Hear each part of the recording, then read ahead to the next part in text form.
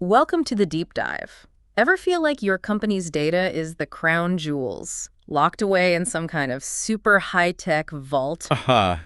Yeah, it's a good way to put it. Well, today we're going to crack open that vault, metaphorically, of course. Yes, metaphorically. And look at all the ingenious ways we try to beef up its defenses in the world of enterprise security. We've got a fascinating set of blueprints here showing how we tweak everything, from the front doors to the internal alarms, basically, to keep the digital baddies out. That's right. Think of it as navigating a kind of digital fortress. Okay. And we'll be exploring how these security measures, they aren't just static, set in stone, Right, they have to change. They're constantly evolving to try and outsmart the ever-changing threats out there. It's a dynamic battlefield, really. Definitely. So our mission today is to take this mountain of info and distill it down to the essential nuggets you really need to know. The key takeaways. Exactly. We're talking firewalls, the bouncers at the door, then IDS and IPS, the silent sentinels, and the active protectors. Right. Web filters, those internet traffic cops. Yep. Operating system security, the foundation of device safety. And secure protocols, those secret, secure languages of the internet. Quite a list. So let's start with those frontline fortifications. Firewalls. What's their main gig? Okay. So, at its heart, a firewall is your network's gatekeeper. Simple as that. Gatekeeper. Got it. It stands guard between your internal network and the outside world, usually the internet. Right. And it decides what traffic gets in and what gets blocked, all based on a set of rules. Like a highly selective doorman for your digital building. Exactly. Perfect analogy. Okay, so how does this digital doorman decide who gets the velvet rope treatment and who gets told you're not on the list? It all comes down to those rules we mentioned. Firewalls use things called access lists, which are basically lists of approved or denied entities. They also look at ports. Ports. Yeah, imagine these as specific doors on a server for different types of online activity, like, one door for email, another for web browsing. Ah, okay. Like TV channels, sort of? Kind of, yeah. Yeah. And then there are protocols, which are the standard languages computers use to talk to each other. Right. Firewalls can even create screened subnets. Think of this as a waiting room outside the main building. A buffer zone. Precisely. Yeah. To isolate publicly accessible services, like web servers, from your more sensitive internal network. Gotcha. So not all firewalls are created equal then. Our sources mention a whole bunch of different flavors. Oh, definitely not. There's quite a variety. Can you give us the quick rundown? What does each type bring to the table? Absolutely. So first, you have host-based firewalls. These are like personal bodyguards for individual devices, like your computer. Okay, on the machine itself. Exactly. Then there are network-based firewalls. These are the main security checkpoints for your entire network's entry and exit points. Guarding the perimeter. Right. Then you get into types like stateless firewalls. These are pretty basic gatekeepers. They just check if a packet of data looks generally okay to pass or not, based on simple criteria. Just a quick glance. Pretty much. Stateful firewalls are smarter. They're the more intelligent guards. How so? Well, they remember the ongoing conversations, the state of connections. This lets them spot more sophisticated attacks and even help fend off things like DDoS attacks by understanding how applications should behave. Okay, so they have memory. That makes sense. Those sound like the main players. Are there other specialized types? Oh, yeah. Web application firewalls, Oh, WA. WAs, okay. They're specifically designed to protect your web applications from online nasties. Very focused. Right, for things like SQL injection and stuff. Exactly, those kinds of web-specific attacks. Then you have unified threat management firewalls, UTMs. UTMs. These are like the Swiss Army knives of security. They bundle a whole suite of features: virus scanning, content filtering, intrusion prevention, sometimes all into one box. Convenient, but maybe not best of breed for everything. That can be the trade-off, yeah. And finally, the big guns, next generation firewalls, or NGFWs. Okay, the modern ones. Right. These are the brainy firewalls. Right. They understand applications, not just ports and protocols. They use up-to-the-minute threat intelligence, often from the cloud. Cloud-powered intel. Yeah, and they frequently include intrusion prevention systems built right in to actively block attacks. Okay. So stateless is a basic guard. NGFW is like having a security expert with live intel. That makes sense. It's like choosing the right level of security for different parts of the fortress. Now, about these rules, inbound, outbound, allow, deny. It sounds like setting these up correctly is, well, kind of crucial. It is. It's a real balancing act. Inbound rules control what external traffic can try to enter your network. Like someone visiting your website. Exactly. Outbound rules dictate what your internal users are allowed to access out there on the internet. Like browsing websites or checking external email. Right. And a key thing to remember, if you allow your employees to visit a website that's outbound, you usually need a corresponding inbound rule to let the website's responses get back into them. Ah, okay. It's a two-way street. It has to be. Now, when you're setting rules, a really good strategy is to start with explicit deny rules, clearly stating what's absolutely forbidden. Deny first. Deny first, best practice. Then you create specific allow rules only for the traffic you actually want to permit. Think of it as starting with every door locked, and then handing out specific keys only for the doors people need to use. That's a great way to think about it. Better to be locked down by default than wide open. And these rules are based on things like port numbers and IP addresses, right? Can you break that down a bit more? Exactly. You can create rules based on port numbers. Remember those doors for web traffic, email, etc. Yeah, port 80 for HTTP. Right. Port 80 for HTTP, 443 for HTTPS.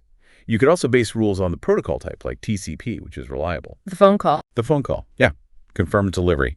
Or UDP, which is faster but less reliable. The postcard. Postcard, exactly. Okay. And you can filter based on source or destination IP address, the digital address of the computer. Okay. This is where access control lists, ACLs, come in. An ACL is like a very detailed guest list for your network. Got it.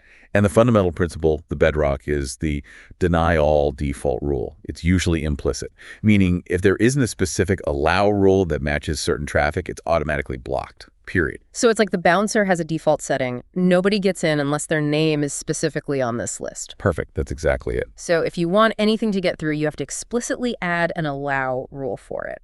Our sources have some really clear examples, like allowing everyone to access a public web server, Common rule. but blocking any communication from, say, a known hacker's IP address. Yep. Block the bad guys. And then the port-based rules, like blocking standard HTTP access to a specific internal server, but maybe allowing secure SSH access on port 22. Right. Controlling services. But the example also showed how that SSH rule could be useless if a rule higher up the list already blocked all traffic on that local network.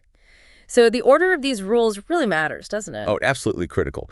The firewall processes rules in order, usually top to bottom. First match wins. First match wins. The first rule that matches the traffic is the one that gets applied, and the firewall stops looking.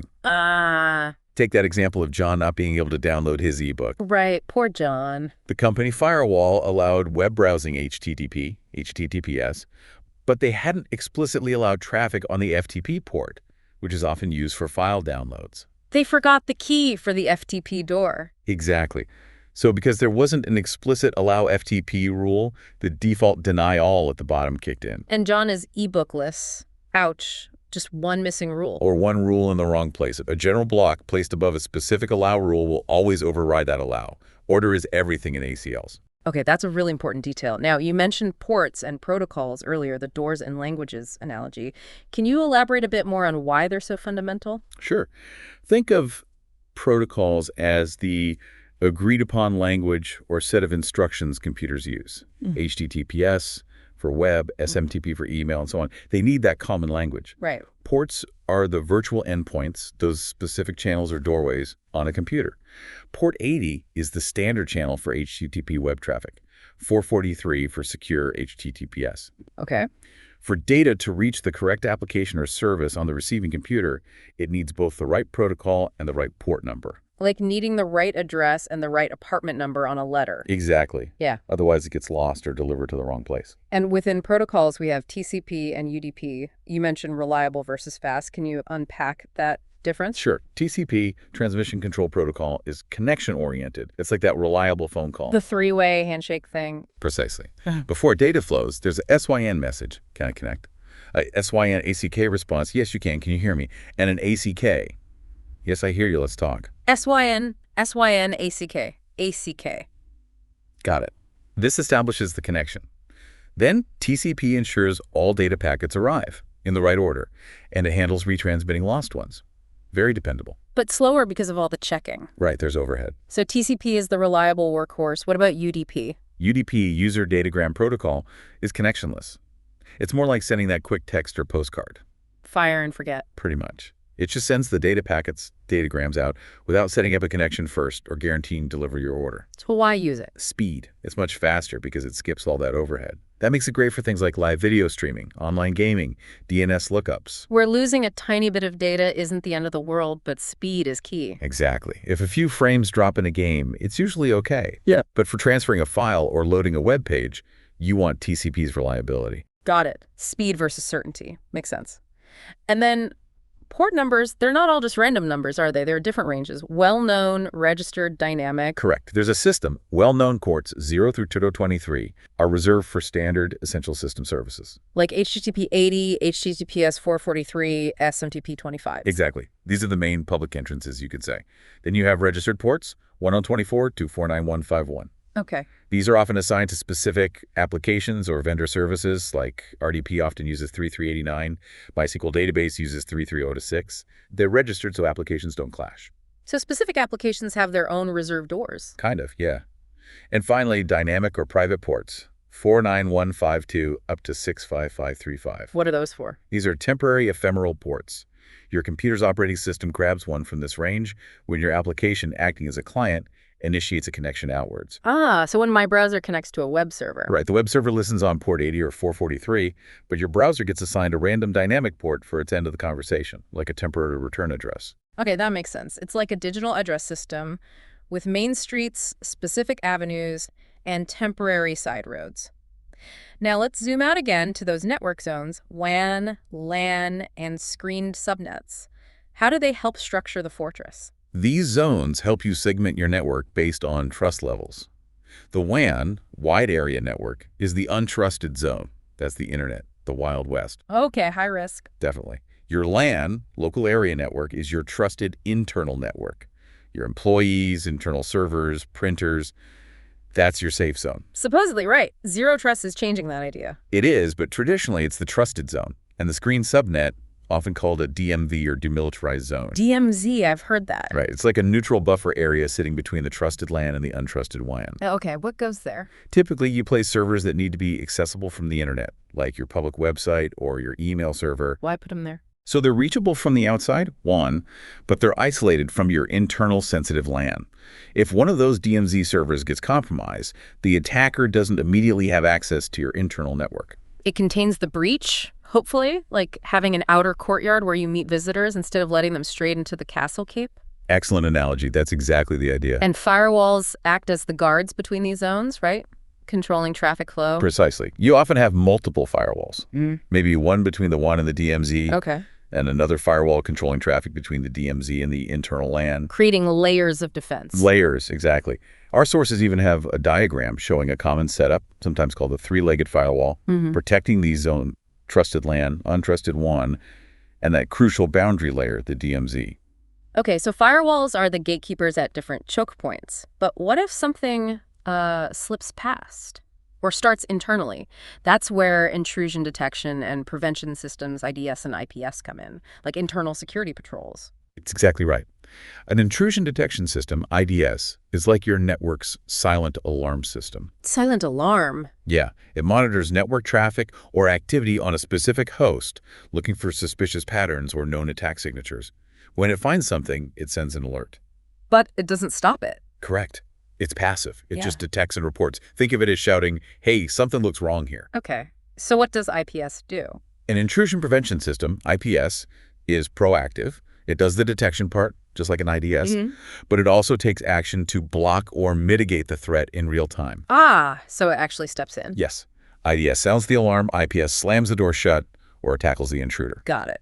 IDS is the lookout, IPS is the security guard who intervenes, and just like firewalls, these can be network-based or host-based. Correct. And IDS and NIPTIS watch the network traffic flowing by. HIDS and HIPS live on individual computers or servers and watch activity just on that machine. Makes sense. Our sources also stress the importance of trend analysis for IDSUs. Why look at patterns over time? Well, looking at trends helps security teams see the bigger picture.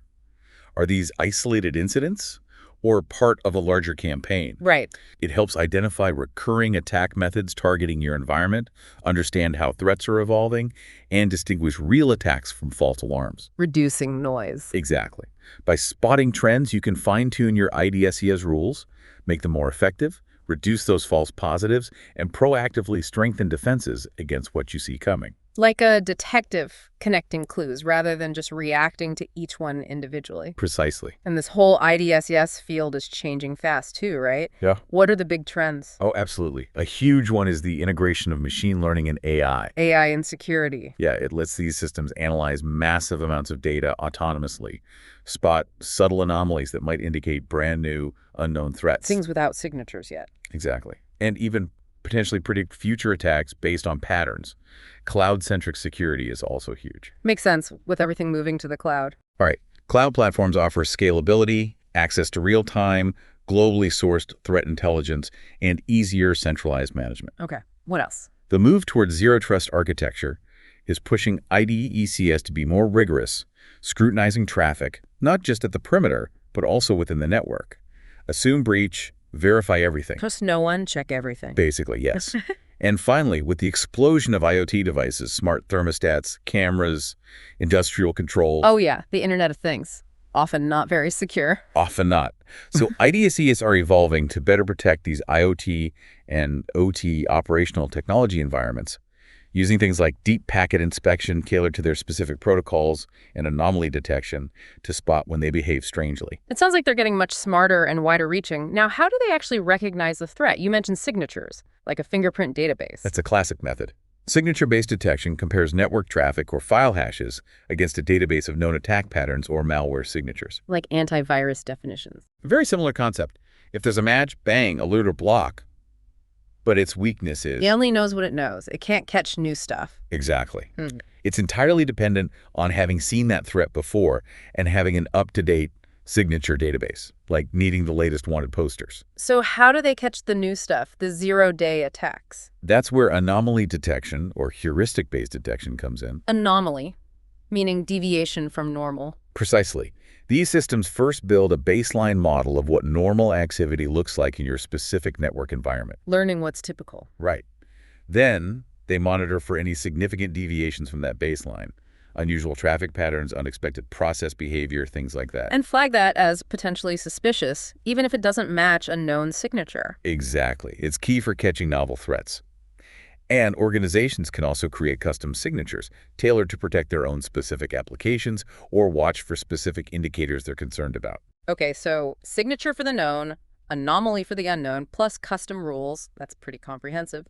Let's switch gears to web filtering, controlling where users go online. What's the main idea here?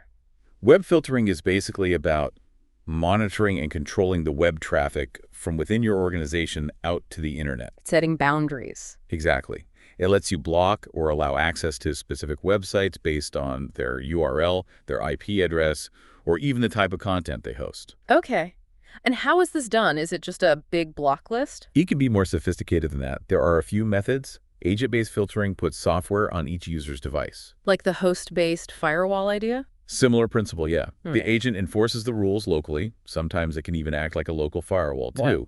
Then there's centralized proxy filtering. All web traffic goes through a central proxy server. An intermediary. Right. Now, the proxy inspects the requests and blocks forbidden ones before they even reach the user's machine. What other techniques? URL scanning checks requested URLs against databases of known malicious or undesirable sites. Content categorization is big. Categorization? Yeah, systems classify websites into categories, social media, news, gambling, adult content, etc. Then admins can block entire categories easily. Like no social media during work hours. Exactly. You can also have specific block rules for individual sites, and reputation-based filtering assesses a site's trustworthiness based on its history and behavior. It sounds like having a very vigilant digital librarian managing internet access. Okay, let's talk about securing the devices themselves, OS hardening. This applies everywhere, right? Laptops, servers, everything. Absolutely. The principles are universal. OS hardening is about taking proactive steps to reduce the attack surface and strengthen the security of the operating system itself. Reinforcing the foundations of each digital building. Good way to put it. It's fundamental. So what are the key steps for hardening? What should people be doing? Number one, absolutely critical. Keep the system updated. Apply security patches promptly. Patch, patch, patch. Always. Patches fix known holes attackers love to exploit. Second, use things like user account control, UAC, in Windows, or similar features in Mac OS Linux. That annoying pop-up asking for permission. That's the one. Yeah. It provides an extra layer against unauthorized changes by requiring admin rights. Annoying, but effective. Fair enough. What else? Minimize the attack surface. Disable unnecessary services. Uninstall software you don't need. Less running means fewer potential vulnerabilities. Makes sense. Less to go wrong. Implement strong authentication, complex passwords, regular changes, and definitely use multi-factor authentication, MFA or 2FA, wherever possible. MFA is huge now. It really is. Employ access controls using the principle of least privilege. Only give users the permissions they absolutely need to do their job. Exactly. Don't give everyone admin rights, and audit those permissions regularly. Also, make sure the built-in OS firewall is enabled and configured properly. Another layer of filtering right at the host level. Yep. Okay, that's a solid start. What else is on the hardening checklist? Encryption is vital. Encrypt data at rest when it's sitting on the hard drive. Like using BitLocker or FileVault. Exactly. Full disk encryption tools like those. And encrypt data in transit when it's moving across the network using secure protocols like TLS. We'll get more into protocols later, I bet. We will. Monitoring and logging are crucial too. Keep track of what's happening on the system. Analyze logs for suspicious activity. Tools like EDR, HIDS, HIPS help here. Okay. Have a formal patch management process. Don't just patch randomly. Review advisories. Test. Deploy systematically. Right, planned patching. Educate your users. Security awareness training is incredibly important. Phishing, social engineering. The human element is often the weakest link. So true. Teach people what not to click. Absolutely. And finally, backups. Regularly back up your data, test your restores, and have a disaster recovery plan. If the worst happens, you need to be able to recover. That's a comprehensive list. It's definitely more than just running antivirus. Now, our sources mention specific tools like group policy in Windows and Linux in Linux.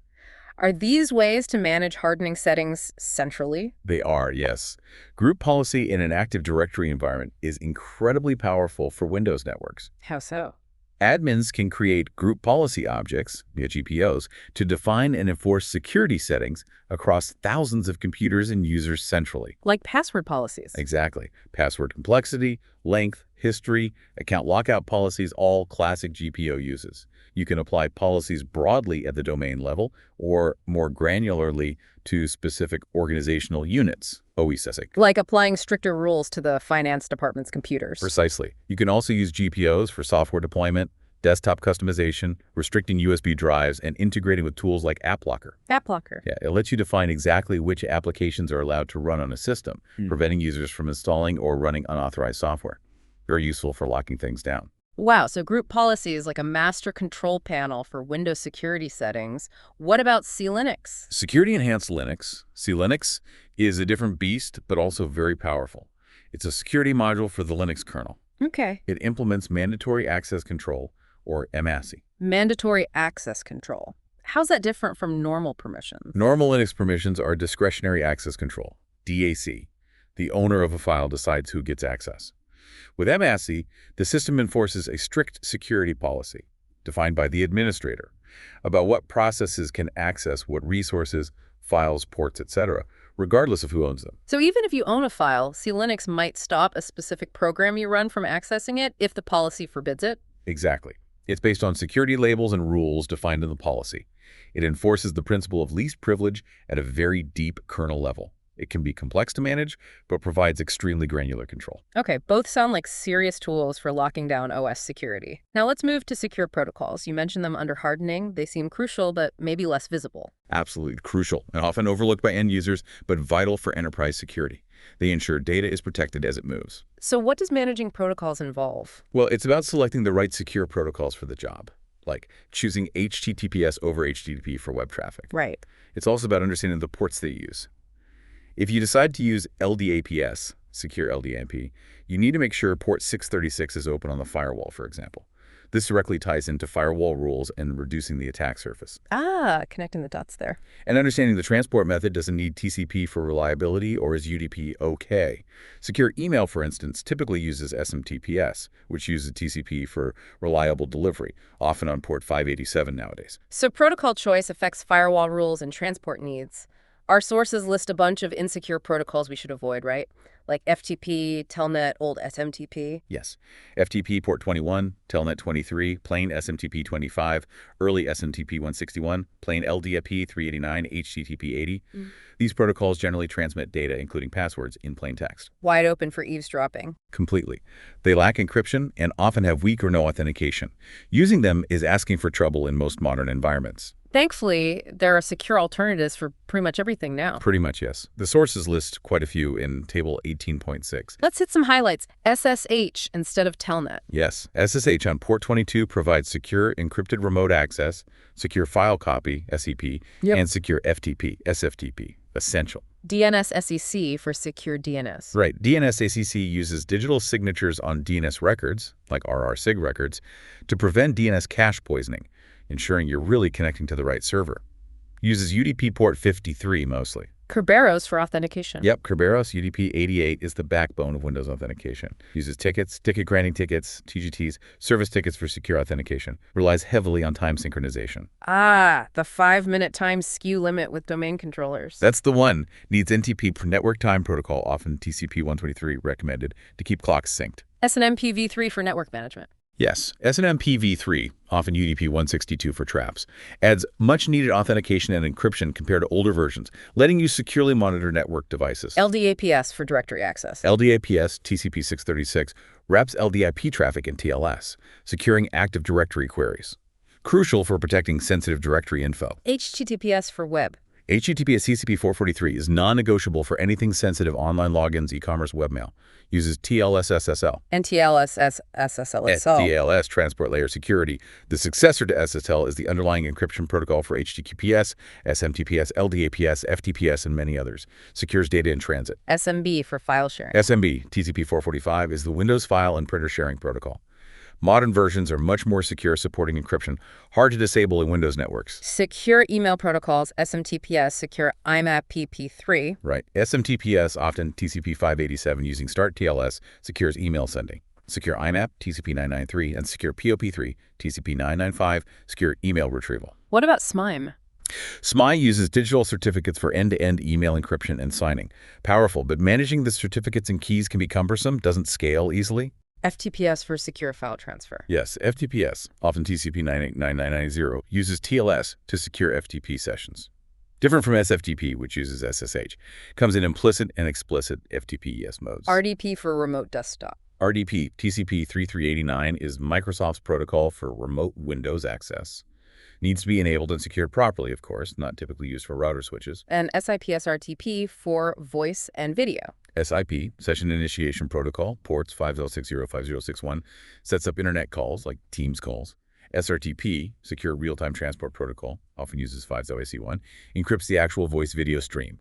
Often needs specific handling like voice VLANs for quality. Wow, that is quite an alphabet soup of secure protocols. It shows how security needs to be layered into almost every type of communication. Absolutely. Choosing and implementing the right secure protocols is a fundamental security practice. Okay, let's talk DNS filtering. We mentioned DNS-SEC securing the lookup process itself. What does DNS filtering add? DNS filtering operates at a different level. It acts like a content filter based on the domain name itself before the IP address is even looked up. So it's like having a gatekeeper for the internet's address book. Kinda, yeah. Its main function is blocking access to known malicious sites, phishing sites, malware distribution points. If your DNS filter knows badsite.com is malicious, it simply refuses to resolve that name to an IP address for your users. So the user's browser never even gets the chance to connect to the bad site. Exactly. It can also be used for content filtering, blocking categories like gambling or social media by refusing to resolve domains in those categories. Enhancing productivity, perhaps. Or enforcing policy, yeah. It can also enhance privacy by blocking tracking websites and generally reinforces security by reducing exposure to threats at the earliest possible point the DNS lookup. That's clever, stopping the connection before it even starts. What about email security? Still a massive headache, right? Phishing, spam? Oh, absolutely. Email remains a primary vector for attacks. Key concerns are phishing, spam, malware delivery, and ensuring confidentiality, integrity, and authenticity of legitimate mails. So what tools do we have? You mentioned secure protocols like SMTPS. What else? For encryption, there's SEMME and PGP. Pretty good privacy. Both offer end-to-end encryption. SME relies on PKI, public key infrastructure, while PGP uses a web of trust model or direct key exchange. Both can be complex to manage broadly. Right. Key management is tricky. What about authentication proving the sender is who they say they are? That's where SPF, DKIM, and DMRC come in. SPF, Sender Policy Framework, lets domain owners publish a list of authorized sending IP addresses in their DNS records. Receiving servers can check if the email came from an authorized IP. Helps fight spoofing. Exactly. DKIM, Domain Keys Identified Mail, adds a digital signature to outgoing emails linked to the domain. Receiving servers can verify the signature to ensure the email hasn't been tampered with and is genuinely from that domain. Okay, integrity and authenticity. What's DMR? DMRC, Domain-Based Message Authentication Reporting and Conformance, builds on SPF and DKIM. It allows domain owners to specify a policy in DNS, telling receivers what to do if an email fails SPF or DKIM checks, e.g. quarantine it, reject it. It also provides reporting back to the sender about authentication results. So SPF and DKIM do the checking. DMRC sets the policy for failures. You got it. And then you have email gateways. Like dedicated email security appliances or services. Right. They sit in front of your email server, filtering both incoming and outgoing mail. They check for spam, viruses, phishing attempts, enforce policies on attachments or URLs, and often include data loss prevention, DLP, features. Ah, DLP again. Making sure sensitive stuff doesn't leave via email. Exactly. Gateways are a critical layer of defense for email. Okay, so a multi-pronged approach for email. Now let's touch on file integrity monitoring, FIM. What's its role? FIM is all about detecting unauthorized changes to important system files or configuration files. How does it work? It first establishes a baseline, a snapshot or cryptographic hash of critical files in a known good state. Then it regularly rescans those files and compares them to the baseline. And if something's changed? It generates an alert. This helps detect malware infections, unauthorized modifications by attackers, or even accidental misconfigurations.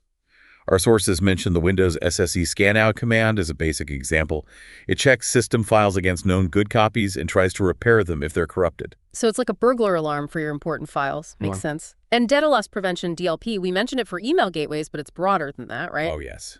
DLP solutions aim to prevent sensitive data, PII, financial info, intellectual property, from leaving the organization's control through various channels, not just email. Think USB drives, cloud uploads, printing, copy-paste. Wow, okay. How does it detect sensitive data? Usually through pattern matching, regular expressions, keywords, or built-in classifiers. It scans data in motion, network traffic, data in use on endpoints, and data at rest on servers or storage. And what does it do if it finds something? Depends on the policy. It might block the action entirely. Maybe notify the user with a warning, are you sure you want to send this PII? Encrypt the data automatically, or just log an alert in an administrator. So it's mainly focused on outbound data protection. Primarily, yes. Protecting data from leaving. It's crucial in server environments, too, preventing data exfiltration via USB or unauthorized downloads. But a key prerequisite is... You need to know what data is sensitive first. Exactly. Data classification is essential before you can effectively create DLP rules. You have to define what you're trying to protect. Got it. Okay, shifting gears slightly. Network access control, or NAC, what problem does this solve? NAC addresses the risk of unhealthy or non-compliant devices connecting to your network and potentially spreading malware or creating vulnerabilities. Like a guest bringing a compromised laptop onto the corporate Wi-Fi. Or an employee's machine that hasn't been patched in months. NAC acts as a health check at the point of entry. How does it perform this health check? Key components usually include agent software on the client device that assesses its health status. These can be permanent agents for continuous monitoring or dissolvable agents that run once just for the check. Okay, the agent reports back. It reports to a health authority server. This server evaluates the device's compliance. Is the OS patched? Is antivirus running and updated? Is the firewall on based on predefined policies? And then? The device is labeled compliant or non-compliant. Compliant devices get access to the main network, LAN. Non-compliant devices are often shunted into a restricted quarantine network. What happens in quarantine? There's usually a remediation server available in the quarantine zone. This server provides the necessary patches, updates, or configuration changes the device needs to become compliant. Once remediated and rechecked, it can then get full network access. So it's like a security checkpoint and a clinic for devices before they're allowed into the main network. That's a great analogy for it. Okay, nearly there. Finally, EDR and XDR, endpoint detection and response, and extended detection and response. Oh, These sound like advanced threat hunting tools. they are. They represent a more advanced approach compared to traditional antivirus or basic logging. EDR focuses specifically on endpoints, desktops, laptops, servers. What does it do on the endpoint? It continuously collects detailed telemetry process execution, file changes, network connections, registry modifications, user activity, a huge amount of data. Okay, then what? It analyzes this data using sophisticated techniques, including behavioral analysis and machine learning, alongside known threat signatures to detect malicious activity or indicators of compromise that traditional AV might miss. And they are responsible. Right. When EDR detects a threat, it provides tools for security analysts to investigate and respond directly on the endpoint, isolating the machine from the network, terminating malicious processes, deleting files, rolling back changes. So deep visibility and direct response capabilities on the endpoint itself. What's its limitation? Its primary focus is the endpoint. It might not see the full picture of an attack that spans across the network, email, and cloud. And that's where XDR comes in, the extended part. Exactly. XDR is seen as the evolution of EDR. It extends detection and response capabilities beyond the endpoint. It integrates and correlates data from multiple security layers: endpoints, EDR data, network traffic, NDR data, email security gateways, cloud security tools, identity systems, etc., into a single unified platform. Creating a much broader view. A much more holistic view of the attack surface. XDR uses advanced analytics and AI across this combined dataset to detect stealthy, complex attacks that might involve multiple stages across different domains. Connecting the dots automatically. Right. And it often includes significant automation and orchestration features to streamline the entire incident response process across these different tools and platforms. It aims for faster, more effective detection and response across the entire environment. So EDR is deep on the endpoint, XDR is broad across the whole ecosystem. That's a good way to summarize it. And finally, user behavior analytics, UBA. Sounds like watching what people do. Pretty much. UBA focuses on monitoring the digital activity of users to establish a baseline of their normal behavior. Normal login times, applications used, data accessed. Exactly. What resources they typically connect to, from where, etc. It uses machine learning to build these individual profiles. And then the goal To detect significant deviations from that established normal behavior. A sudden login from a strange location at 3 a.m., accessing unusual sensitive files, running uncommon commands. These anomalies could indicate a compromised account, an insider threat, or other malicious activity. So it's looking for users acting weirdly, essentially. In a nutshell, yes. It adds another layer, focusing on user identity and behavior as potential indicators of risk. Tools like Dynatrace, mentioned in the sources, while focused on performance, can sometimes offer indirect UBA insights through session analysis. Wow, okay, we have covered a ton of ground today. From firewalls at the edge, through IDCPS, web filtering, OS hardening, secure protocols, DNS filtering, email security, FMN, DLP, NAC, EDR, XDR, and UBA. It's quite the security stack. It really is. It paints a clear picture that enterprise security isn't about one single solution.